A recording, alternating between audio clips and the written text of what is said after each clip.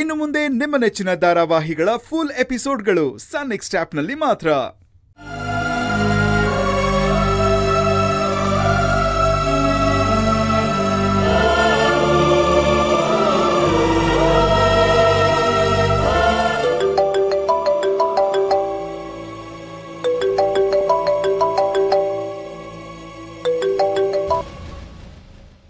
Hello ರತ್ನಕ್ಕ, ಇವತ್ತೊಂದು ಊರಲ್ಲಿ ಗಂಡ ಹೆಂಡತಿನ ಮಾತಾಡಿಸಿ ಅವ್ರಿಗೆ ನಮ್ಮ ಶಾಂತಿ ಫೋಟೋನ ತೋರಿಸ್ದೆ. ಅವರು ಮೊದಲು ನಿನ್ ಕಾಳೆನೂರ್ಗೆ ಹೋಗಪ್ಪ ಅಂತ ಹೇಳಿದ್ರು. ಯಾಕಂದ್ರೆ ಶಾಂತಿನ ಅವರು ಸಂತೆಯಲ್ಲಿ ನೋಡಿದ್ರಂತೆ.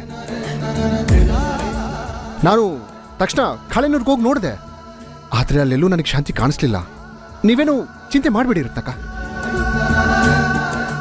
ಹತ್ತೂರಾದ್ರೂ ಪರವಾಗಿಲ್ಲ, ನಾನು ಹೋಗಿ ಹುಡುಕ್ತೀನಿ. ನಮ್ಮ ಶಾಂತಿ ಸಿಕ್ಕೇ ಸಿಗ್ತಾಳೆ. ಇನ್ನು ಬೆಟ್ಟದ ಸುತ್ತಮುತ್ತ ಇರೋ ಒಂದು 3 ಊರಿದೆ ಅಷ್ಟೇ, ಹೋಗಿ ಹುಡ್ಕೊಂಡು ಬಂದ್ಬಿಡ್ತೀನಿ. ಚಿನ್ನು, ನೀನ್ ಇಡೀ ಪ್ರಪಂಚ ಹುಡುಕಿದ್ರು ನಮ್ ಶಾಂತಮ್ಮ ಸಿಗಲ್ಲ ಕಣೋ. ನನ್ನಮ್ಮ ಬಿಟ್ಬಿಟ್ಟು ಹೋಗ್ಬಿಟ್ಲು ಕಣೋ. ನನ್ ಶಾಂತಮ್ಮ ನನ್ ಬಿಟ್ಬಿಟ್ಟು ಹೋಗ್ಬಿಟ್ಲು ಕಣೋ. ರತ್ನಕ್ಕ, ಏನ್ ಹೇಳ್ತಿದ್ದೀರ ನೀವು? ಅಲ್ಲ, ನಮ್ ಶಾಂತಿನ ಯಾರೋ ನೋಡಿದಾರಂತ ಹೇಳ್ತಾ ಇದ್ದೀನಲ್ಲ, ಅವಳು ಸಿಕ್ಕೇ ಸಿಗ್ತಾಳೆ ರತ್ನಕ್ಕ, ಹಾಗೆಲ್ಲ ಮಾತಾಡ್ಬೇಡಿ ನೀವು. ಇಲ್ಲ ಚಿನ್ನು, ನಮ್ ಶಾಂತಿ ದೇಹನ ಪೊಲೀಸ್ನವರು ಹುಡುಕ್ ಕೊಟ್ಬಿಟ್ರಪ್ಪ. ಅಪ್ಪ ಚಿನ್ನು, ನೀನ್ ಅಲ್ಲಿ ಬಿಡಪ್ಪ. ನೀನ್ ಎಲ್ಲೇ ಹುಡುಕಿದ್ರು ಪ್ರಯೋಜನ ಇಲ್ಲ ಕಣಪ್ಪ. ಅಪ್ಪ ಗಣೇಶ್ ಹತ್ರ ನಾನ್ ಬೇಡ್ಕೊಂಡಿದ್ ಬೇಡಿಕೆ ಇದ್ಯಾವುದು ಆ ದೇವ್ರ ಕಿವಿಗ್ ಬೀಳಲೇ ಇಲ್ಲ ಕಣೋ. ಯಾರೋ ಹೇಳ್ತಿದ್ರು ದೇವ್ರ ಕಲ್ಲು ಅಂತ. ಇವತ್ತು ನನ್ ಮನ್ಸ್ಗೂ ಅನ್ಸ್ಬಿಡ್ತು ಕಣೋ, ಆ ದೇವ್ರ ಕಲ್ಲು ಅಂತ. ಆ ದೇವ್ರಿಗೆ ಹೃದಯ ಇಲ್ಲ, ಕಿವಿನೂ ಕೇಳಿಸಲ್ಲ, ಕಣ್ಣು ಕಾಣಿಸಲ್ಲ. ಇನ್ಮೇಲೆ ಆ ದೇವ್ರಿಗೆ ನಾನು ಕೈ ಮುಗಿಯಲ್ಲ. ನಾನಿಟ್ಟು ನಂಬಿಕೆ ಎಲ್ಲ ಸುಳ್ಳಾಗೋಯ್ತು. ನೀನ್ ಬಂದ್ಬಿಡಪ್ಪ, ನೀನ್ ಬಂದ್ಬಿಡೋ.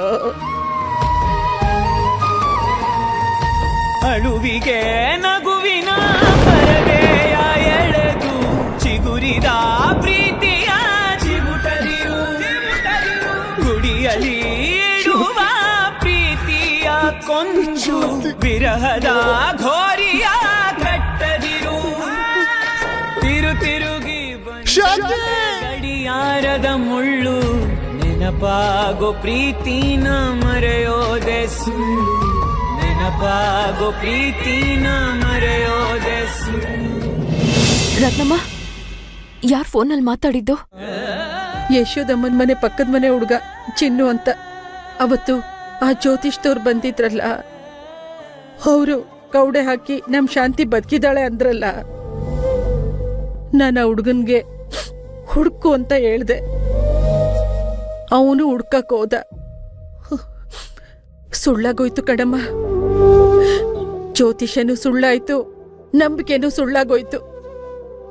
ಆ ಹುಡ್ಗ ಇಟ್ಟಿದ್ ಭರವಸೆನೂ ಸುಳ್ಳಾಗೋಯ್ತು. ಎಲ್ಲ ಸರ್ವನಾಶ ಆಗೋಯ್ತು. ನಂಗೇನಾರ ಆಗಿದ್ರೆ ಅವಳು ನನ್ನ ನೋಡ್ಕೋತಾಳೆ ಅಂತ ನಾನು ಇಷ್ಟು ದಿವಸ ಬದುಕಿದ್ದೆ. ಆದ್ರೆ ಪುಣ್ಯದ್ಗಿತ್ತಿ ನನ್ನ ಕೈಯಿಂದ ಅವಳ ಫೋಟೋಗೆ ಕುಂಕುಮ ಇಡೋಂಗ್ ಮಾಡ್ಬಿಟ್ಲಲ್ಲ.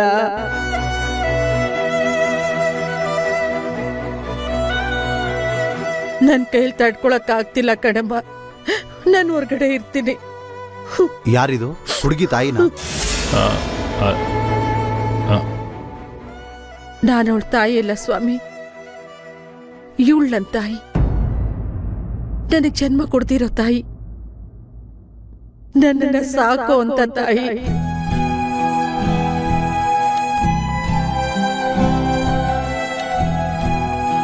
ಈ ಜನ್ಮದಲ್ಲಿ ಇವಳ ಋಣನ ನಾನು ತೀರ್ಸಕ್ಕಾಗಲ್ಲ ಪುರೋಹಿತ್ರೆ. ಇಂಥ ಬಂಗಾರನ ಈ ಹೊಟ್ಟೆಲ್ ಹೊರೋ ಅಂತ ಭಾಗ್ಯ ಯೋಗ್ಯತೆ ನನಗಿಲ್ಲ ಪುರೋಹಿತ್ರೆ. ಆದ್ರೆ ಆ ಭಗವಂತ ನನಗೆ ಕೊಟ್ಟಿರೋ ಮಗಳು ಇವಳು. ಹೊಟ್ಟೆ ಊರಿಗೆ ಕಿತ್ಕೊಂಡ್ಬಿಟ್ಟ ಇವಳನ್ನ. ಇದು ನ್ಯಾಯನ? ನೀವೇ ಹೇಳಿ. ಅರ್ಚಕ್ರೆ, ನೀವು ಮುಂದುವರಿಸಿ. ಪಾಪ ಬೆಟ್ಟದ ಮೇಲಿಂದ ಬಿದ್ದು ಪಡಬಾರ್ದು ನೋವು ಪಟ್ಬಿಟ್ಟಿದ್ದಾಳೆ. ಅವಳ ಆತ್ಮಕ್ಕೆ ಶಾಂತಿ ಸಿಗ್ಲಿ ಅಂತ ನೀವು ಪೂಜೆ ಮಾಡಿ. ಸರಿ ಅಮ್ಮ. ಶಾಂತಿ, ಕೊನೆಗೂ ನಿನ್ ಕೊನೆ ಕ್ಷಣದ ನೆನಪು ಈ ಮಂತ್ರನಿಂದನೇ ಸಮಾಪ್ತಿ ಆಯ್ತು. ನೀನು ನನ್ನ ಜೀವನ ಮಾತ್ರ ಸುಟ್ಟೆ, ಆದ್ರೆ ನಾನು ಇವತ್ತು ನಿನ್ ಜೀವನೇ ಸುಟ್ಬಿಟ್ಟೆ. ಮಮ ಮಮ ಧರ್ಮ ಧರ್ಮ ಪತ್ನಿ ಪತ್ನಿ ಆತ್ಮ ಆತ್ಮ ಶಾಂತ್ಯರ್ಥಂ ಶಾಂತ್ಯರ್ಥಂ ತಿಲತರ್ಪಣಂ ತಿಲತರ್ಪಣಂ ತಿಲತರ್ಪಣಂ ತಿಲತರ್ಪಣಂ ತಿಲತರ್ಪಣಂ ತಿಲತರ್ಪಣಂ.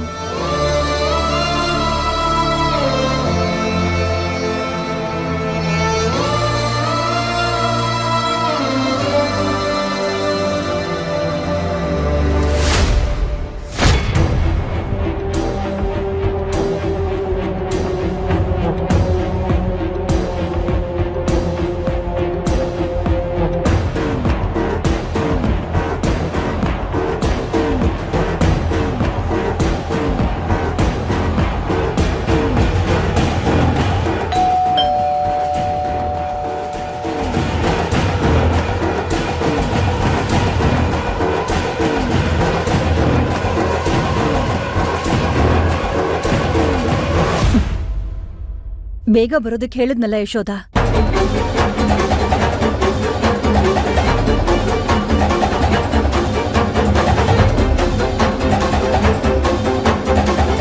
ಹೇಳಿದ ಸಮಯಕ್ಕೆ ಸರಿಯಾಗಿ ಬರೋದಲ್ವಾ? ಏನ್ ಸಮಯಕ್ಕೆ ಬರೋದು? ಯಾವಾಗ ಫೋನ್ ಮಾಡಿದ್ ನೀವ್ ನನ್ಗೆ? ಇವಾಗ ಹೇಳ್ಬೇಕಾಗಿತ್ತಮ್ಮ ನನ್ಗೆ. ಯಾವಾಗ ಹೇಳ್ಬೇಕಾಗಿತ್ತು ನೀವ್ ನನ್ಗೆ? ನಿಮ್ಗೆ ಪೊಲೀಸ್ನವ್ರು ಫೋನ್ ಮಾಡಿದ್ರಲ್ಲ ದೇಹ ಸಿಕ್ತು ಅಂತ, ಆವಾಗ್ಲೇ ಹೇಳ್ಬೇಕಿತ್ತು ತಾನೇ? ಅವಳು ನನ್ನ ಮಗಳು, ನನಗ್ ಹೇಳ್ತೀರಾ? ಅದ್ ಹೇಗ್ ನಿರ್ಧಾರ ತಗೊಂಡ್ರಿ ನೀವು? ಯಾಕಮ್ಮ ಹೇಳಲಿಲ್ಲ ನೀವ್ ನನ್ಗೆ? ಶಾಂತಿ ನನ್ನ ಮನೆ ಮಗಳು, ಮೊದ್ಲು ನೀವ್ ನನಗ್ ವಿಷಯ ತಿಳಿಸ್ಬೇಕಾಗಿತ್ತು. ವಿಷಯ ತಿಳಿಸಿದ್ರಾ? ಅಮ್ಮ, ಅದು ಹಾಗಲ್ಲಮ್ಮ. ಆ ಸಮಯದಲ್ಲಿ ನಮ್ಗೆ ಹೇಳಕ್ಕಾಗ್ಲಿಲ್ಲ. ಹೇಳೋಂಥ ಸ್ಥಿತಿಲಿ ನಾವ್ ಇರ್ಲಿಲ್ಲ ಅಮ್ಮ. ಅಳಿಯಂದ್ರೆ ನಿಮ್ಮೇಲೆ ನನ್ಗೆ ತುಂಬಾ ಪ್ರೀತಿ ಇತ್ತು. ನೀವು ನನಗ್ ಒಂದು ಮಾತು ಹೇಳಿಲ್ವಲ್ಲ, ನಿಮಗೂ ನಾನ್ ಬೇಡವಾಗ್ಬಿಟ್ನಾ? ಹಾಗಲ್ಲ ಅತ್ತೆ, ಅಲ್ಲಿಗೆ ಹೋಗೋವರೆಗೂ ಅದು ಶಾಂತಿನೇ ಅಂತ ನಮಗೆ ಗೊತ್ತಿರಲಿಲ್ಲ. ಪೊಲೀಸ್ನವರು ಅಲ್ಲಿಗೆ ಬಂದು ನೋಡಿ ಅಂತ ಹೇಳಿದ್ಮೇಲೆ ನಮ್ಗದು ಶಾಂತಿ ಅಂತ ಗೊತ್ತಾಗಿದ್ದು. ಅದೆಲ್ಲ ಏನೇ ಆಗಿದ್ರು ಮೊದಲು ನನಗ್ ವಿಷಯ ತಿಳಿಸ್ಬೇಕಾಗಿತ್ತು ಅಳಿಯಂದ್ರೆ.